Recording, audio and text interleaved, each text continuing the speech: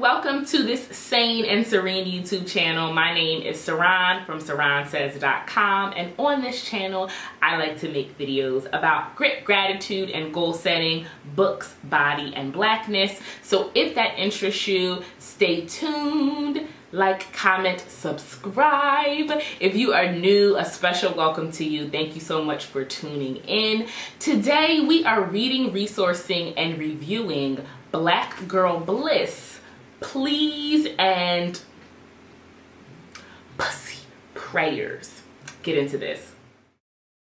Black Girl Bliss, these books, Please and Prayers, are a set of books that are designed to teach Black women of color, how to care for themselves radically and how to redefine what it means to take care of their minds, their bodies, and their spirits in pursuit of happiness, of peace, and of pleasure. Please and Prayers is a book by a Black woman for Black women. I do believe that all women from all races can really benefit from the information that is shared in the two books. So I hope that whatever your race is, you can get something from this video.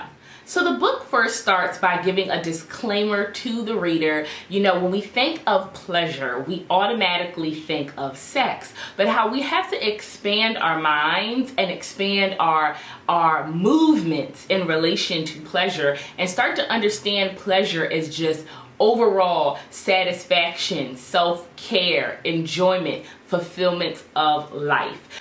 Obviously, pleasure is so important for our lives because when we are truly just fulfilled and excited and having enjoyable experiences, we are really unstoppable. We can do anything that we set our minds to, and we just enjoy the experience of life. As Black women, we are a part of a society that was not designed for us to be comfortable, right? The infrastructures and the systems that are in place in our lives were designed to unfortunately make us feel bad about ourselves, and then to also make us feel bad when we seek things that bring us fulfillment and that bring us joy. And that's why it's so important as Black women, as women of color, to seek out pleasure and to have power over how we receive pleasure. The really cool thing about us as Black women is that we have always kept rituals and activities as a part of our communities that have made us feel good. Our grandmothers, our great-grandmothers, our mothers, the women that came before us, we always had something that we adopted or that we shared with our sisters or just with ourselves that brought us peace, that brought us pleasure, that brought us fulfillment. So while it's in our experience of life to maybe not feel good about pleasure, it's in our blood and in our DNA to have those things that are special and that are sacred for us. The author shares that sometimes when it comes to pleasure, doing the work is not always easy, but the first step is wanting to seek pleasure for your life, wanting to adopt a practice or a ritual that will allow you to bring pleasure into your life. Next, it's important to note that you do not have to dig deep to figure out what brings you pleasure. We are very in touch with ourselves as far as what we like and what we don't like, and we don't have to convince ourselves that we don't like things that we do like or that we do like things that we don't like. We can be honest with ourselves about what it is that brings us pleasure and feel good about the fact that it brings us pleasure. The author also shares that there is no one size fits all for pleasure. Different strokes for different folks. Don't yuck my yum, okay? What you like may not be what I like may not be what you like, but that's okay because we're not living our lives for anyone but ourselves, and that's what this book is all about. In the book, Please, Black Girl Bliss challenges us to ask ourselves, how do we seek and find pleasure outside of sex? And how do we draw the line between power and pleasure in our lives? One of my favorite takeaways from Please was the difference between self-care and self-soothing. Very often we are so caught up in our negative thoughts or feelings, that we don't want to think about how we can elevate or thrive or be better. We just want to do simple things like watch TV or eat comfort food or stay in bed. And she talks about how that is self-soothing. Those are decisions that we make in the moment to just make us feel better temporarily. But self-care is actually different, because self-care is a direct addressing of the underlying issues or challenges in our lives that cause us to feel stressed and overwhelmed. Self-soothing is not bad. Self-soothing is actually a part of our journey to self-care and our journey to finding pleasure, but that it's very important to create the distinction between self-soothing and self-care, and knowing that when you're using self-care, that is really when you are at your optimum potential. The author talks about how it's so important to say deuces, bye-bye, to feeling guilty, and that creating boundaries is a huge part of how we monitor and prioritize pleasure in our lives. This requires exploring our emotions in relation to giving and receiving, knowing when we want to give more and knowing when we've given enough, and knowing what it feels like to receive pleasure so that when joy comes, we can acknowledge and appreciate it. This book also shares how to find your self-love language, and also gives rituals, routines, and affirmations that you can use right away to continue on in your journey of seeking and receiving the most pleasure that you deserve in your life. We are moving on to prayers. Okay, so disclaimer, I'm really not sure that I can say this P-U-S-S-Y word, so I'm just, for the sake of this review, gonna say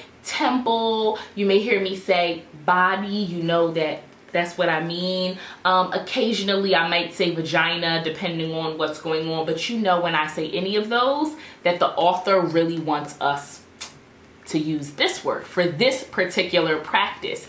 And in the beginning of the book, she shares that that's really because we've always been taught that this word is negative, harsh, or abrasive, but it's really about taking ownership of something that belongs to us as women, something that makes us who we are. And by using this word freely and courageously, it gives us the power to be tapped into our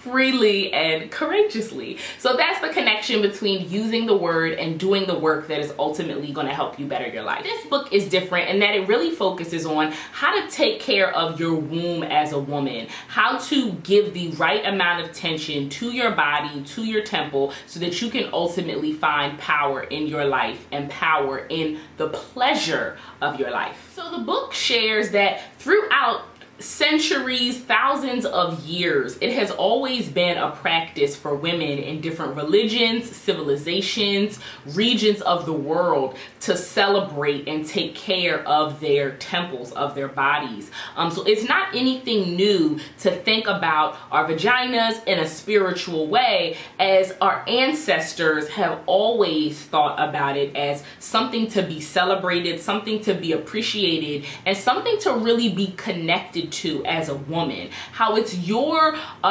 birthright, it's your freedom to have a certain comfort and connection with your vagina, with your that gives you power and autonomy as a woman. A lot of times we are taught at a young age not to feel comfortable, you know, talking about our vaginas. I think that it's taboo because it may be related to sex, or it may feel too grown, but we always feel curious about it at some point in our adolescence, and really we're the first teachers of our bodies. Like, before anyone else can come along and say this is what it is, we're a part of our bodies. Our vaginas are a part of us, and we begin to form a relationship with our vaginas, with our temples, long before we receive any outside messages about how we should feel about it. Because of patriarchy,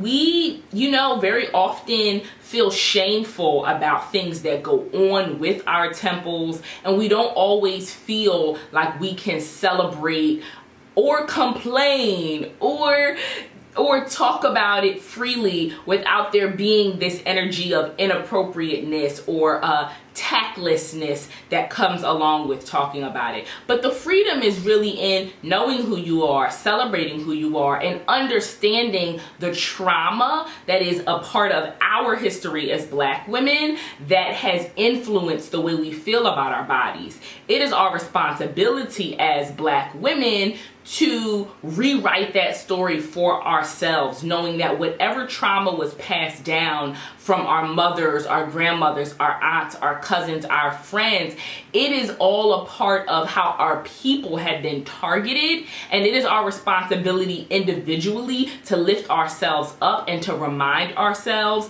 that we are creatures of God. We are made in God's image, and that our bodies are what make us so special. Our temples are what make us so powerful. The vessel in which life comes into this earth is a part of us every single day, and by being connected to that and by taking ownership of that, we are unstoppable, okay, on top of the world, okay?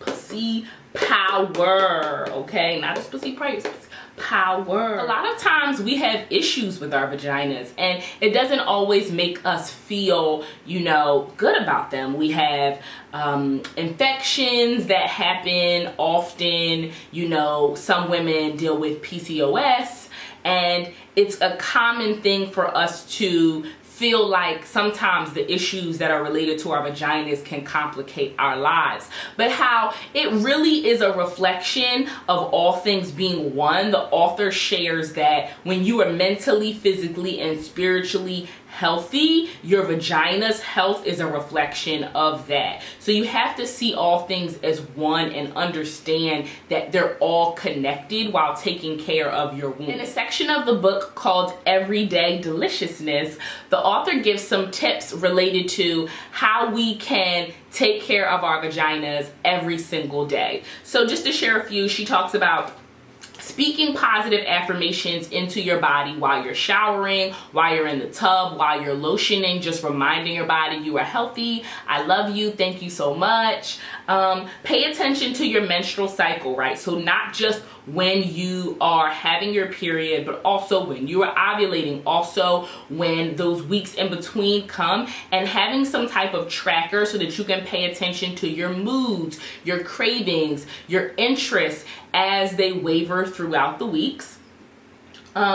Morning ritual, having some type of ritual in the morning where you have a moment, maybe you lay your hands on your womb, your stomach, and you just take deep breaths. Giving good energy to your temple. Also getting your glamour on, right? So getting dressed up, you know, being tapped into your femininity, whatever that means for you. For every woman, it's different. Maybe it's makeup, maybe it's your hair, maybe it's the way you dress, but just doing something physically that makes you feel like you're celebrating yourself as a woman is a way to give good energy to your temple on a daily basis. Manifesting during sex, right? So talking about how there's a lot of power that happens during sex, and we can actually manifest things that we want during orgasm. We can actually use sex as a tool for ourselves personally to feel power and to channel our energy towards things that we want to invite into our lives. And lastly, prioritizing comfort, right? So how do you sit? Do you sit with your legs crossed? Is that comfortable for your temple? You know, when you are getting dressed, are you mindful of how tight your clothes are, the kind of fabric that your panties are made out of, things like that? Are you wearing breathable clothing? Are you drinking water? Just paying attention to your body and how comfortable you are on an everyday basis with taking care of your vagina, and also how comfortable your vagina is with taking care of you, because y'all are taking care of each other, okay? It's a two-way relationship, and we know that. Saran says. All in all, please and pussy. Prayers are great reads for any Black woman who is looking to bring pleasure into her life. I know that I shared a lot of information with you during this video, but I would really encourage you to go out and purchase these books. They're on Amazon. Support a Black female author and support yourself, because these books have a lot of gems in them that you can always go back to, affirmations, rituals, practices that you can use throughout the years to really be connected to your body. Thank you so much for tuning into this book review. I hope you got something out of it, and I hope you continue to check out more videos here on my channel. Make sure you like, comment, and subscribe, and visit SaronSays.com for all things grit, gratitude, and goal setting, books, body, Blackness, and bettering your life. Until next time, peace, love, sanity, and serenity.